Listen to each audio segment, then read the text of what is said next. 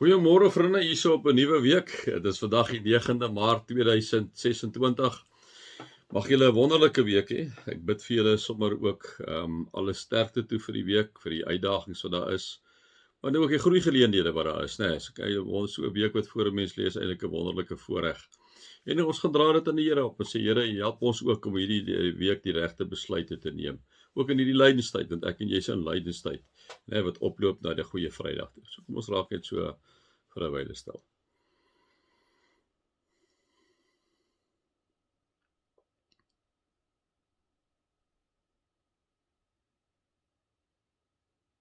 Dankie Here vir hierdie lydenstyd.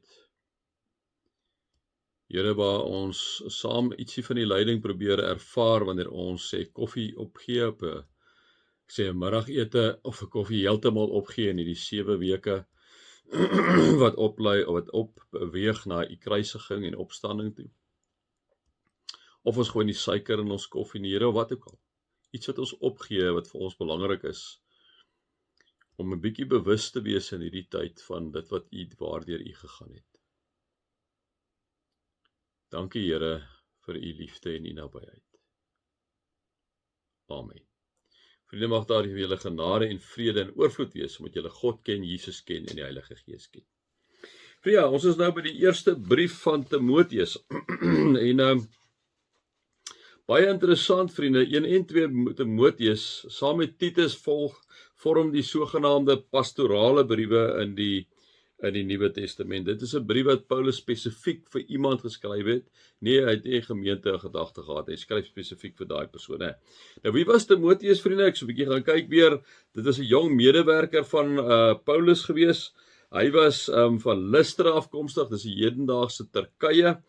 Hy was 'n seun van 'n Griekse pa en 'n Joodse ma Eunice. Sy ouma Louise en ma Eunice was gelowiges, hè. Dit is wie sy maale was. Vir Paulus, vriende, by Timoteus baie naby in die hart gelê. Ons sien hy skryf my ware kind in die geloof, my geliefde seun. So Timoteus het baie naby aan Paulus se hart gelê, né? Paulus skryf die eerste brief so in 62-64 na Christus, die tweede brief 66 tot 67 na Christus. Dis net kort voor sy dood. Hy was heel duidelik, is hy ook vriende soos die oorleweringe dit wil hê, is hy tydens hierdie laaste vervolging is hy dan ook doodgemaak, né? Timoteus daai stadium op Efese, vriende, is hy daar. Dit is 'n groot invloedryke handelsstad. Dit was die sentrum van heidense aanbidding, veral Artemis gewees, né? Sentrum vir heidense aanbidding. 'n Plek waar daar baie valse leringe begin posvat het. Die dwaalleraars daar, spekulasies oor geslagsregisters begin verkondig. Hulle het die wetsonderrig verdra. Die wet is belangriker as die genade, askese en wettisisme het hulle bevorder. Ons het al baie daaroor met mekaar gepraat, hè. So Paulus kom sit baie duidelike riglyne oor die gesonde leer, suiwer evangelie, gesonde gemeenskaplike of gemeentelike struktuur te aanneem, hè. Dan, vriende, inderdaad weet ons Paulus skryf vanuit die tronk. Dit weet ek en jy. Christen is op hierdie stadium begin vervolg onder die keiser Nero. Ek dink die keiser is beskou as die God, en nou kom hulle bid hulle die lewende God, God die enige God, die Vader, God die Seun, God die Heilige Gees. Die belangrike temas in Timoteus, liewe vriende, ek gaan dit net vandag sê, ek gaan dit nie aan mekaar sê nie, is 'n gesonde leer, by die betroubare woord te bly, leierskap, die karakter is belangriker as talent, as ons bietjie gaan kyk daarin, getrouheid te midde van leiding en die vader-seun verhouding in die bediening, die oordrag van geloof na volgende generasie. Dit is net so in kort. Kom ons lees hierso in Timoteus, wat sê Paulus vir Timoteus, vriende, en dan gesels ons 'n bietjie daaroor. Van Paulus, 'n apostel van Christus Jesus, 'n opdrag van God ons verlosser en van Christus Jesus ons hoop. Aan Timoteus, my eie kind in die geloof, genade, barmhartigheid en vrede van God die Vader en Christus Jesus ons Here. Ek weet dit's 'n amazing inleiding tot hierdie brief wat hy skryf, hierdie pastorale brief wat hy skryf aan sy geliefde, sy eie kind Timoteus, né?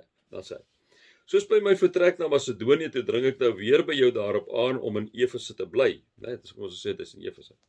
Daar is sekere mense wat vals leerstellings versprei en julle moet hulle dit verbied, né? So hy moet juis ingaan oor die valse leerstellings soos wat jy gesê het, die wettisisme. Op die ou ende gaan dit nie meer oor Jesus nie, dit gaan as 'n add-ons wat ons al baie vir mekaar gesê het. Dis maar waar die dwaalleraars gaan. Enige oomblik as jy 'n add-on het in ons lewe, in ons tyd is dit nog taamlik well in life, né?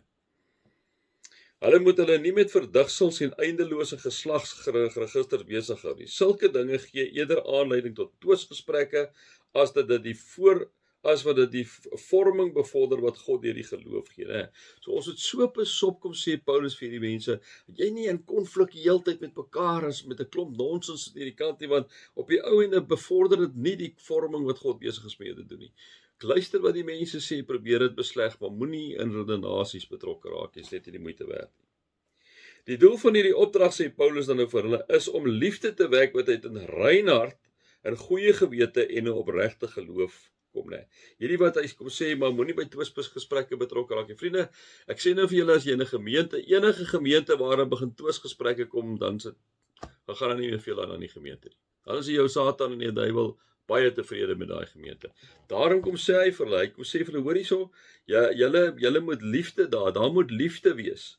Moet dit 'n rein hart kom? Wat beteken 'n rein hart? Dit beteken jy kan nie deelneem aan hierdie afgodspraktyke en rituele wat meeste van die tyd seksuele onreinheid ingebring het. Nee, kom sê nee. Jy moet uit 'n liefde werk met 'n rein hart, as 'n goeie gewete en 'n opregte geloof kom. Wanneer ek en jy Jesus volg, liewe vriende, volg ons op voluit en moet ons besop om hierdie afdraai paadjies wat die bose vir ons daar sit, dat ons dit begin volg, né?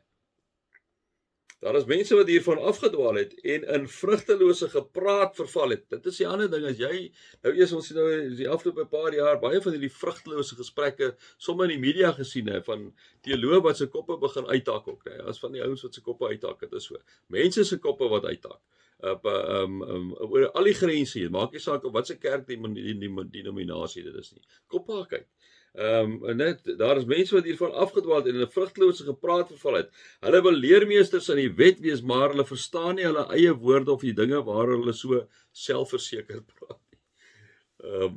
Ek beste 'n bietjie vir Dani met die wat kom uit 'n goeie plek uit. Ek weet hy's 'n pragtige kind van die Here, Dani wat die wenners geskryf het, ons gesê die wederkoms kom terug. En ek weet hy het dit so opreg bedoel, hy het so seker gewees dat God dit op die hart druk. So ek bes van 'n bietjie, maar dit kom uit 'n goeie plek uit daar nie hoor.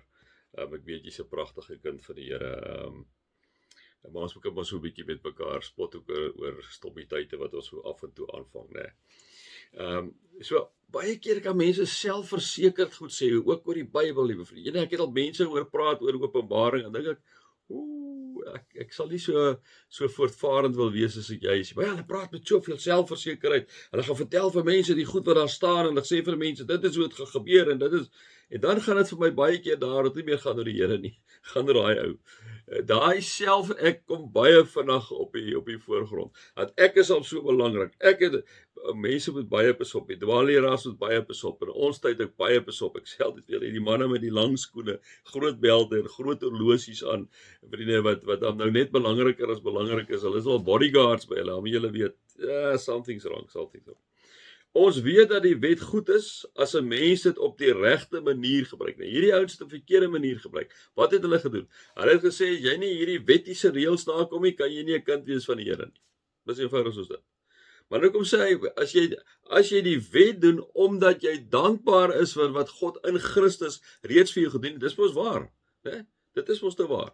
Omdat ons dankbaar is dat Jesus vir ons aan die kruis gesterf het, daarom leef ons anders. Daarom wil ons nie moord pleeg nie, ons wil nie steel nie, ons wil nie begeer nie, ons wil nie bedrog pleeg nie, ons wil graag toegewyd aan die Here wees. Op so 'n manier die wette gebruik ons nou, maar om die wette gebruik om te dink, jy gaan deur die wet by God uitkom, dit is verkeerd. Daarom sê Paulus, ons weet dat die wet goed is as 'n mens dit op die regte manier gebruik.